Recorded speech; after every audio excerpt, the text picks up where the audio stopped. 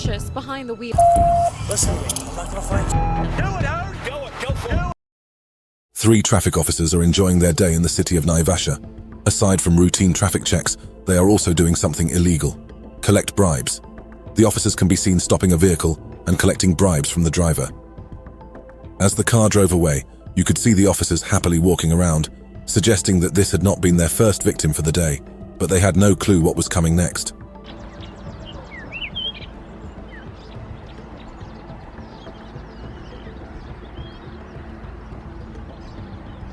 Down the road, a vehicle carrying police officers unsuspectedly moves towards the traffic officers and suddenly knocks the officers down with the door of the cars. The officers are sent flying into the field below. They are chased after and put in cuffs.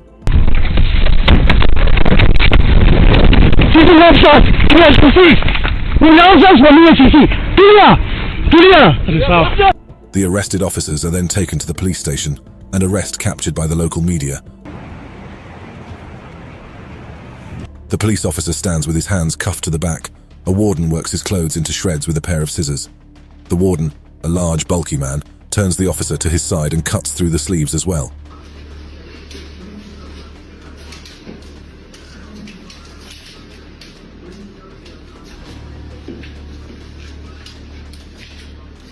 People are watching as the detention officer is stripped of his uniform. The stripped officer is Dayton Beasley, a correction officer punished for violating his oath of office. A police officer on his way to work suddenly pulls over after sighting something troubling. The police officer pulls to a stop and gets out of the car to deal with the trouble. As he approaches the vehicle, he is met by another policeman dressed in his uniform. I am going into work, my man.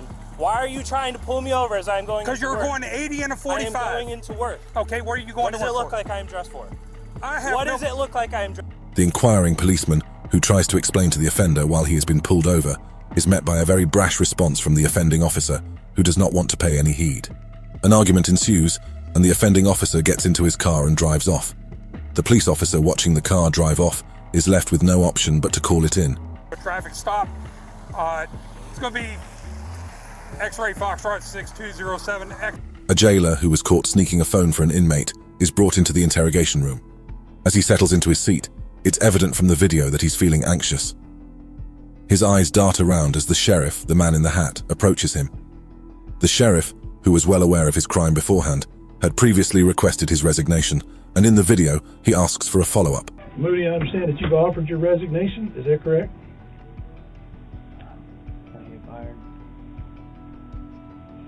Have you offered? The jailer is confused, unsure of what to do. He has not submitted a resignation letter, and his hesitation hints that he would love a way out. He looks at the sheriff, clueless, eagerly hoping he will be let go. The sheriff is uncompromising and is determined to see the jailer face consequences for what he has done. Every citizen that we have the privilege to serve, and you've betrayed the trust of the brave and selfless men and women that you worked alongside for nearly 3 years. He speaks to the jailer, narrating the gravity of what he had done to him and why he would not be able to get away with just a slap on the wrist. At this point, the jailer can see the writing on the wall. There's nothing he can do about it. The sheriff orders him to stand up and take off his shirt, effectively relieving him of his duties.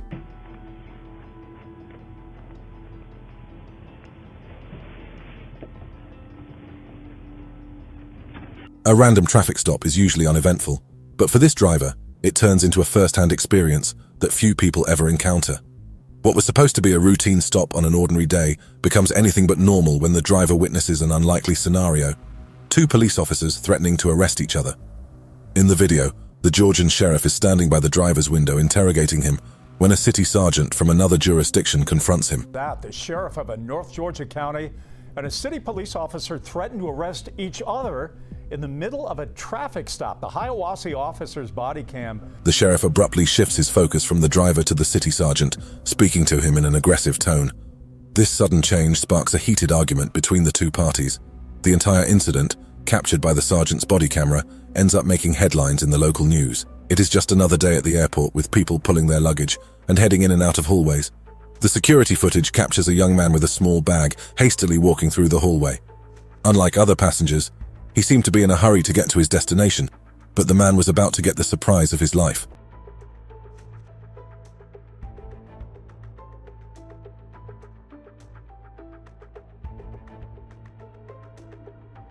In mere moments, He is stopped by an officer as others join them from behind, and the young man is put in cuffs. The young man is revealed to be an officer who has been charged in a federal drug case, and from all indications was trying to make an escape. A group of police officers gathers beside a broken-down truck, carrying cattle, attempting to clear the animals from the road. Among them, a state trooper engages in conversation with a man wearing a plain shirt. The state trooper, seeking to coordinate the redirection of the cows, faces intense and aggressive resistance from the man, who is revealed to be the sheriff. This is my truck. Okay. But no, this is my county, and this is my damn. It may be your interest that you can call your damn supervisor. You can take your ass back and watch damn TV for it. The visibly angered sheriff screams at the trooper to go back and watch TV. The altercation goes on for a while before the pair are pulled aside, and the issue is brought to a rest.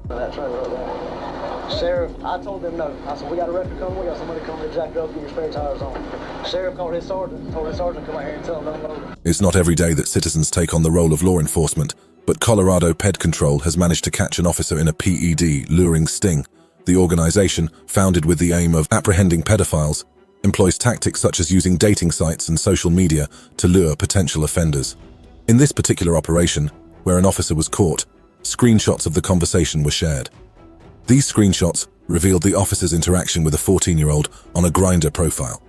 Throughout the conversation, where Colorado Ped Control posed as a 14-year-old, the officer shared several pictures and reacted with a yikes upon learning the fake account's age. Allegedly arrived at a home in Atlantic City for the purpose of engaging in a sex act with who he thought was a 14-year-old boy. Your zipper's down, by the way. I don't know why his zipper was down. I have no clue. The group says the man went on the Grindr app to arrange a meet with the underage child for a quick sex act. The man sent a picture of himself. The officer is caught standing in front of a yard, waiting to get a quick sex fling with the supposed 14-year-old.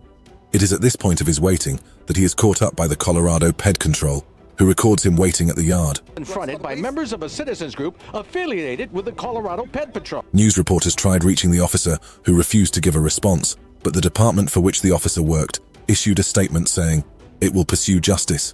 In the dead of the night, police officers come across a vehicle that has crashed into a curb. Inside the car is a drunk officer. The police officer approaches him and engages him in trying to get his name. The drunk officer, who is unable to make coherent sounds, is unintelligible in speech. A crash. You obviously haven't seen your front tire, have you? It's completely folded over. I'm not involved in the crash. Yeah, you are, because you can see your... The officers no longer have a choice.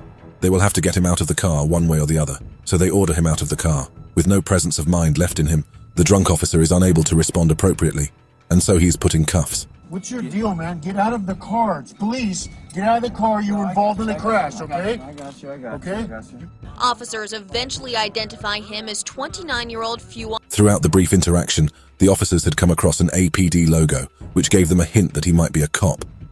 The officers proactively react and call on an officer within that district who is able to confirm the drunk's cop identity as Fuad. A police officer who had taken some fire in an exchange with some criminals some days back. An overcrowded prison is a cause for an argument between cops. A group of policemen bring in a suspect, but as they walk in towards the door, they are not let in. The door is shut to them. The officer, who can be clearly heard pissed, complains to the officer in the prison. After a while, an officer emerges from within to explain that what he is doing is acting on instructions, but the officer who had come all the way to bring the prisoners does not want to hear any of it.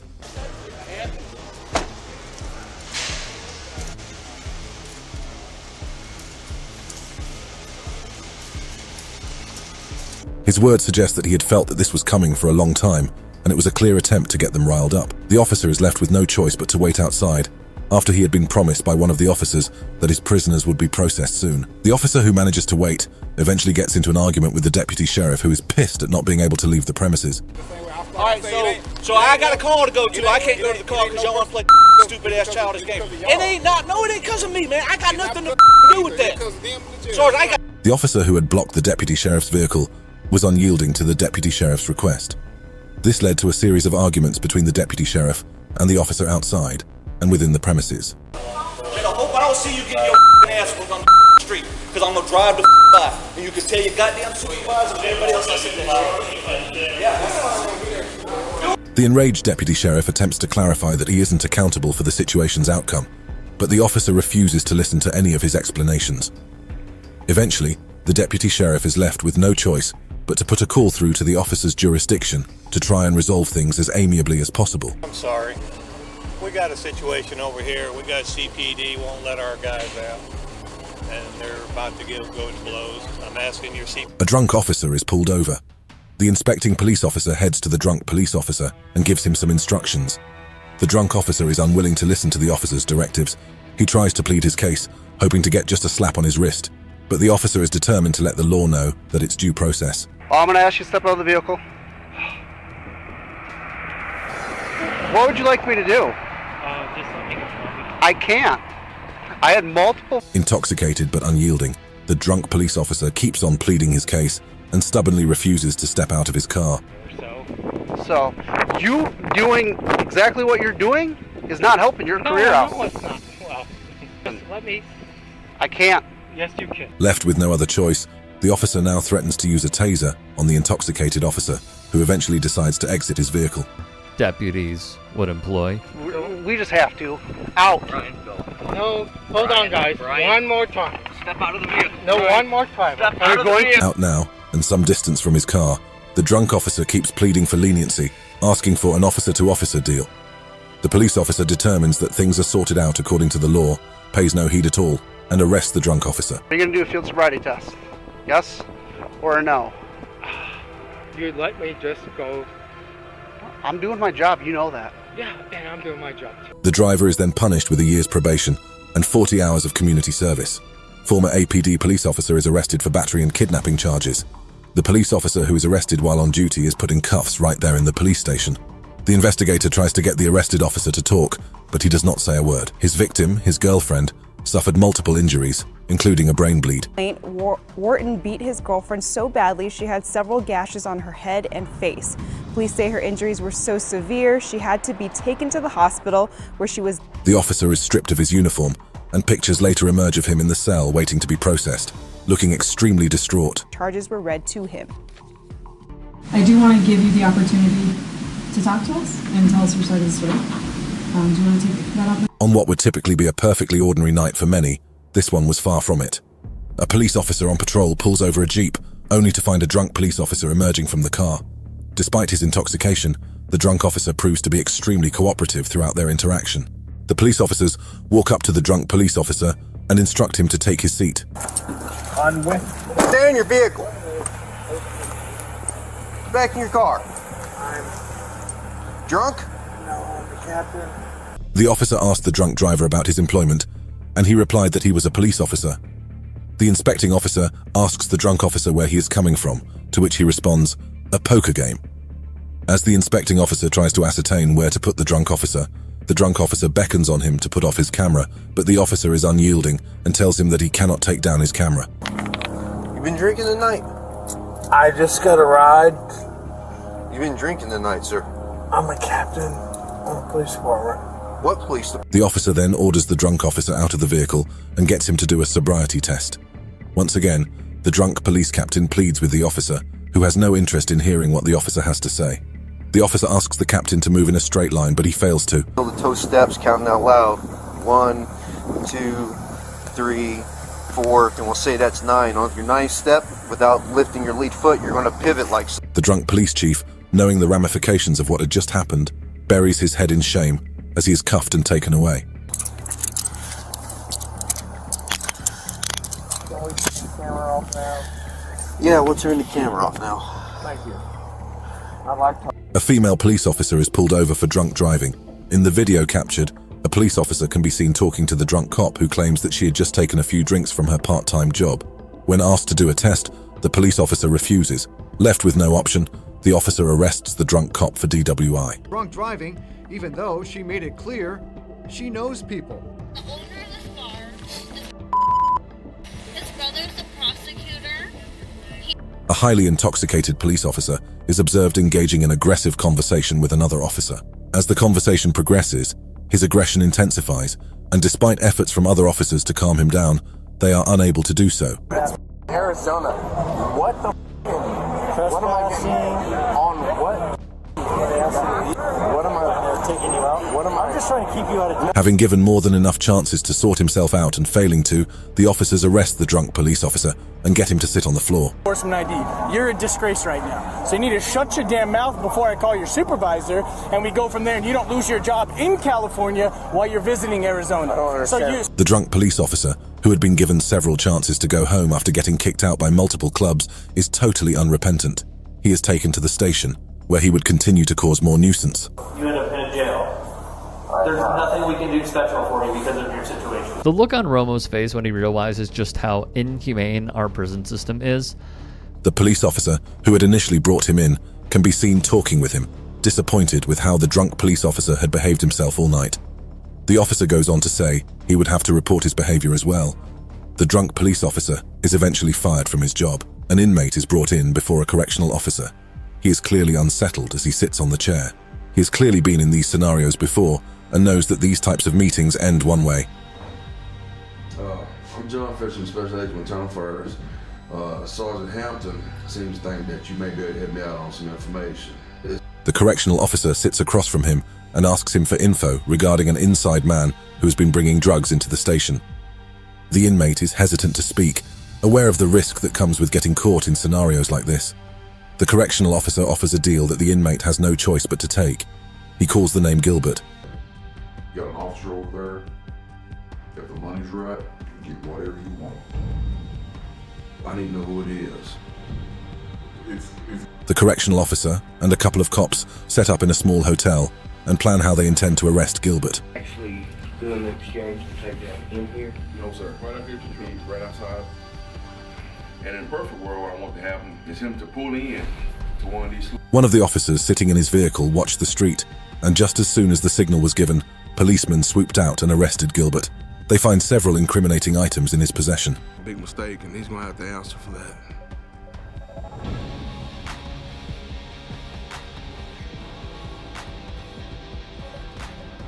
The body cam of an Orange County cop captures the deputy Orange County sleeping over his steering wheel. The officer, who naturally thought he was dead because of how he laid over his steering, reaches out to him, but they begin to suspect he might have been drinking after he found it difficult to leave the car. This is body cam video of St. Cloud police officers finding Orange County Deputy John Guzman unconscious behind the wheel. When asked to take a sobriety test, the officer flatly refused. Left with no option, the officers arrest the deputy and take him in. To do the field sobriety exercises and provide a sample of his breath, he declined. And was arrested for... The department will go on to relieve him from duty and reassign him to administrative tasks. A police officer walks up to another police van. All of this is captured in dashcam footage. As the officer approaches, the intoxicated cop explains that he has just gotten prostate surgery. I'm looking at you, she's okay. You alright? You want an ambulance right now? No, I'm fine. Okay. I just want to get home. Alright, fair enough. Whatever wrongs with her car, I'll pay for it. Okay. The interrogating officer, still dissatisfied with the unfolding events, approaches the woman he had encountered earlier. Leaning towards her window, he listens as she recounts the troubling behavior of the intoxicated driver and how he had repeatedly posed a threat to her safety.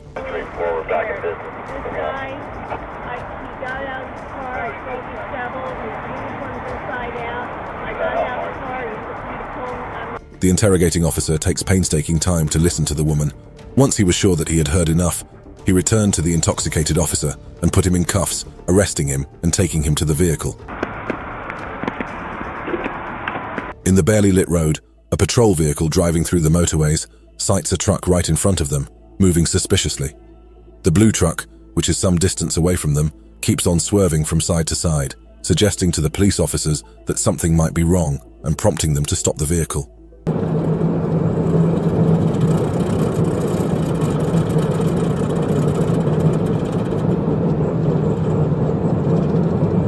The truck is pulled to a stop, and the interrogating officer emerges from his car and walks to the driver of the car. The driver, a young man, instantly pulls out his ID and hands it over to the police officer, who spots the blue color and asks if the driver is law enforcement, to which he answers in the affirmative. You're in law enforcement? With Milford? That's where you coming from tonight, man? Kentucky. That's where we're headed to now. The interrogating officer, eager to know more, asks where the driver is coming from, and he responds that he is coming from a bachelorette party. He is asked if he has had any drinks, and he says that he has had quite a few beers. You've had some drinks? A little bit. I'm gonna have you step out for me, okay?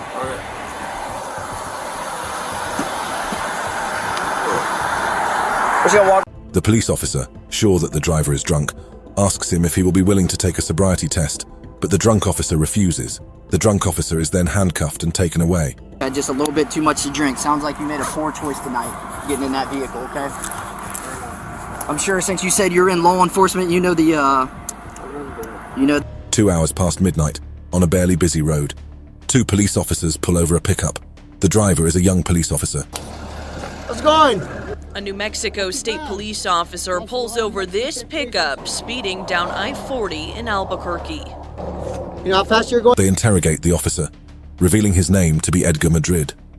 As the officer talks to the drunk cop, it is clear from his wobbly gait, which he tries to keep steady, that he might be drunk. The officers ask him if he will be willing to take a sobriety test, to which he agrees. Driver Edgar Madrid. How much you able to drink? The officer demonstrates to Edgar to walk in a straight line. Edgar tries to do the same as he had seen the officer do, but he is unable to, and it shows just enough to the officers that he is driving under the influence. He is asked to put his hands behind his back, and he is cuffed and taken in. All the fields, right? Yes, it's sad. It really is. Turn around. Put your hands behind your back. Leave them there. Police officers question an intoxicated driver who is with his girlfriend. The drink officer, who goes on rambling about a party and dropping his friends off, can be seen to be clearly intoxicated. Man, I 16-hour shift today.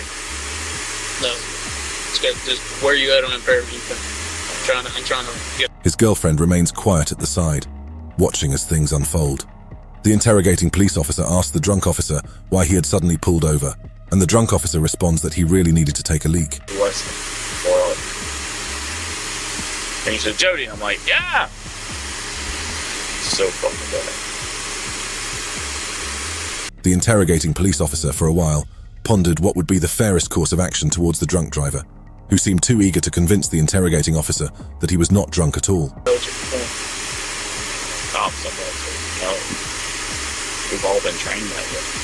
You don't leave FF-17. We all know. The interrogating officer, wanting some clarity, asks the drunk police officer if he would be willing to take an STFT test, to which the drunk police officer responds, no. He said that he would want to, but he knows that they are trained always to say no. He asks if he would be willing to take a sobriety test, but the drunk officer still refuses. Left with no option, the officer asks the drunk police officer to turn around as he handcuffs him and takes him in. Dispatch 1015 for 35. Don't have anything. 2 police officers stand beside a police van as they discuss a police officer who had had one too many drinks. One of the officers narrates the explanation that the drunk police officer had narrated to him. When they are done talking, the police officer returns to the drunk police officer, who is lying on a bed in the walkway being treated by a paramedic. It goes a long way. He said, I'm going to be honest, I had 3 Benadryl. I was like, okay, when did you have that? He's about 2 hours ago. I'm like, why would you take 3 Benadryl knowing you have... The interrogating officer asks additional questions to ascertain if there are grounds for arrest and the state of the offending officer. A Columbus Police Department vehicle is trailing a vehicle in the dead of the night. The vehicle, which is a reasonable distance away from them, can be seen swerving from side to side. Not sure of what the reason might be, but fully aware of the danger that it poses to other motorists on the highway, the Columbus Police Department officers pull the car over. It shows police following a vehicle on March 10th appearing to swerve in and out of a lane on Interstate 270 near South Hamilton Road. The officers walk to the car to meet a young-looking officer, Officer Nixon. Officer Nixon tries to explain his situation, but it is clear to the officers that he is quite clearly intoxicated. He is taken out of the car and made to walk in a straight line. I can see, like, so it's like me, like, I'm like stubborn, so it's like, I can see without him, but it's like, I kind of need him, but it's like, okay. As Officer Nixon tries to do so, he struggles, prompting the officers to conclude that he is under the influence and arrest him effectively. Had his police service weapon in the trunk. In addition to the misdemeanor OVI, Nixon is also charged with improperly carrying a firearm, a 5th-degree felony. In the early hours of a Saturday morning, a bodycam captured a police officer arrested at a gas station. The police officer who was pulled over for excessive speeding was totally uncooperative towards the demands of the officers. The officers report that he was super aggressive and was reaching for his waist. Seeing no signs of cooperation, the officers are forced to threaten him with being tasered. Left with no option at this point, the erring officer yields. Put your hands behind your back! Put your hands behind your back! Another officer arrives and the report alleges Matheson didn't follow the officer's commands. It's only after they come into proximity that the officers realize he is also a fellow officer. They decide to release him to a family member. Police officer comes across a car parked by the road, and behind the steering lies a man fast asleep and drunk. One of the officers walks towards the driver, who could be mistaken for dead.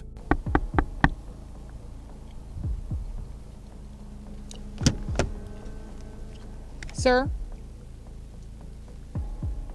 The driver is shaken awake, and he is questioned about how much he has had to drink. He responds, saying he's had 4 drinks. Without any hesitation, he swiftly complies when the officers ask him to step out of the vehicle. They then proceed to administer a sobriety test. Despite being intoxicated, the drunk officer surprisingly aces the test, as one of the officers demonstrates walking in a straight line. How many drinks have you had? Today? Today. Ooh. The last 4 hours. 4? I don't know. But then he is asked to lift his leg and count. This is where the drunk officer falters. Yeah. I don't know if I want to do right or left foot though. It's up to you. Whichever one's more comfortable for you. The interrogating officer, having clearly seen enough, cuffs the officer and arrests him.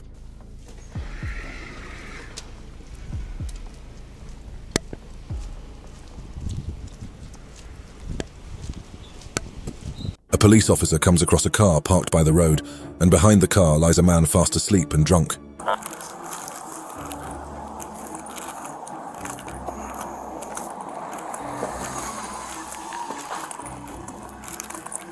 One of the officers scouts the area and finds the man's phone and wallet scattered across the road.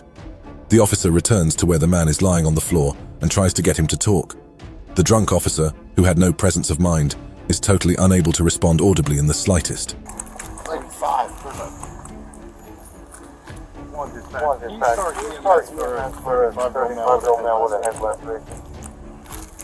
He is unaware that he is lying on the floor on the road, and the officers have to point that out to him.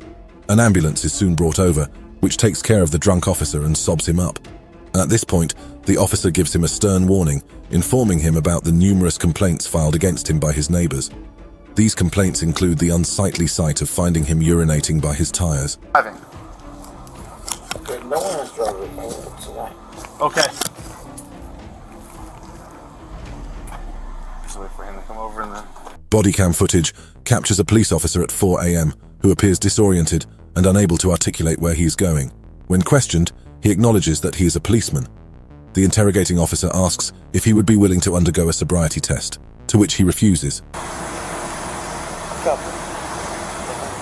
you coming into work? Were you coming into work? No. Left with no option, the drunk officer is arrested. Him for OVI. Earlier in that body camera video, 2 officers respond. An off-duty police officer is pulled over by another officer while drunk and completely disoriented. Despite the demands of the police officers, the off-duty officer is largely uncooperative. With his window rolled up, blocking out the officers, he is instructed to put his car in park. Put your car in park! Hey, yo! At first, he does not respond, but soon he winds down and is told again to put his car in park. He finally complies. Gear in park. Perfect. How you feeling? Okay. Chief August Police, Officer Gonzalez has been recording my body cam, okay? He's asked where he is headed, and he responds. However, the police officers are not convinced by his answer and ask him to step out for a sobriety test. The officer complies, but during the test, he fails to perform it successfully. As a result, the officer is arrested and taken into custody. 1,000, 2, 1,000, 3, 1,000, okay? 6 inches up, which equals about the size of a dollar bill, okay? The length of a dollar bill, okay? 6 inches off the ground like... SAPD officer is arrested for DWI. The officer is pulled over, and he stands by his car with hands folded across his chest. Do something. Okay. I don't know how much you've had to drink. As they converse, the police officer asks him if he will be willing to take a sobriety test, to which the offending officer refuses. The interrogating police officer, unable by this, gives the officer a telling off. At the same time, the conversation is pleasant as the officer remains largely leaning on his car. A couple of quick questions. You want to? How you doing? Well, Lieutenant Vidari. Hold on. Is it going to be pertaining to what's going on right here? The officer finally cuffs the drunk officer and takes him away. I'm going to put him up front till we get down there. A vehicle arrives and an officer is escorted out in handcuffs. The officer in question faces accusations of 2 counts of murder. Criminal investigation dates back to 2017 with the death of 2 unrelated murder victims. We received information through a witness that implicated Rise. The police chief issues a report following the arrest of the officer, informing the public that the arrest is related to a murder case from 2017 involving 4 victims. Department arrested Officer Brian Reiser, badge number 9586, and charged him with 2 counts of capital murder. He was taken into custody this morning